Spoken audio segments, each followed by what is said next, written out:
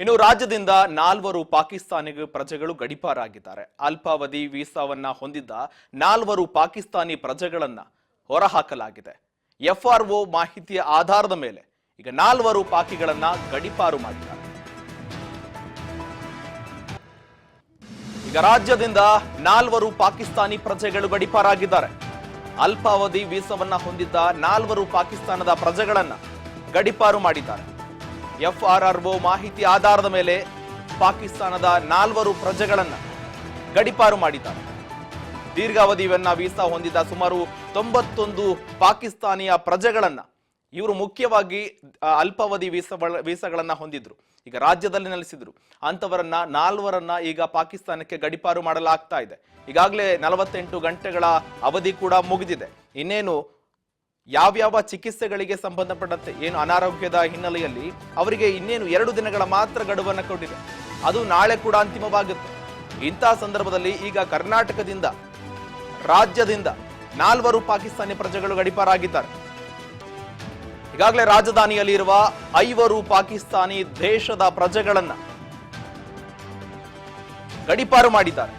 Medical ವೀಸಾದಡಿ ಆಗಮಿಸಿದ್ದ ಪಾಕ್ ಪ್ರಜೆಗಳು ಅವರಿಗೂ ಕೂಡ ನಾಳೆಯೇ ಅಂತಿಮ ದಿನವಾಗಿದೆ. ಎಲ್ಲರೂ ಕೂಡ ವಾಪಸ್ ಹೋಗ್ಬೇಕಾಗುತ್ತೆ. ಈಗಾಗಲೇ ಸೂಚನೆ ಕೊಟ್ಟಿದ್ದಾರೆ ಆಯಾ ಜಿಲ್ಲೆಗಳ ಸಿಎಂಗಳಿಗೆ. ಮೆಡಿಕಲ್ ವೀಸಾ ಸೇರಿದಂತೆ ಎಲ್ಲವೂ ಕೂಡ ಬಂದಾಗಿದೆ. ದೀರ್ಘಾವಧಿ ವೀಸಾವನ್ನ ಬಿಟ್ಟು ಸಾರ್ಕ್ ಅದರಿಂದ ತೆಗೆದುಕೊಂಡ ವೀಸಾಗಳು ಮಾತ್ರ ಈಗ ರದ್ದಾಗಿದೆ.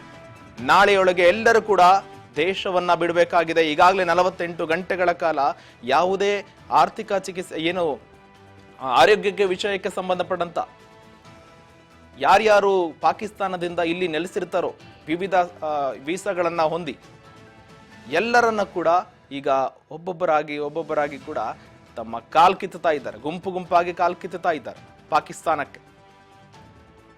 ಈಗಾಗಲೇ 2 ದೇಶಗಳಲ್ಲಿ ಕೂಡ ಉದ್ವಿಗ್ನ ವಾತಾವರಣ ನಿರ್ಮಾಣವಾಗಿದೆ.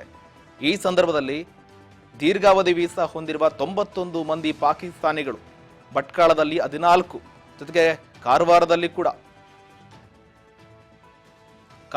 ಕೂಡ ಒಬ್ಬರು, ಜೊತೆಗೆ ಬೆಂಗಳೂರಿನಲ್ಲಿ 5 ಇದ್ದಾರೆ.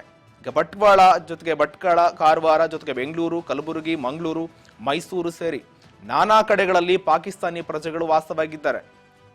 ಇನ್ನು ದಾವಣಗೆರೆಯಲ್ಲೂ ಕೂಡ MBBS ಓದ್ತಾ ಇದ್ದ ಪಾಕಿಸ್ತಾನಿ ಪ್ರಜೆ ಕೂಡ ಅವರು ಎಲ್ಲರೂ ಕೂಡ ಕಾಲ್ ಕಿತ್ತಬೇಕಾಗಿದೆ.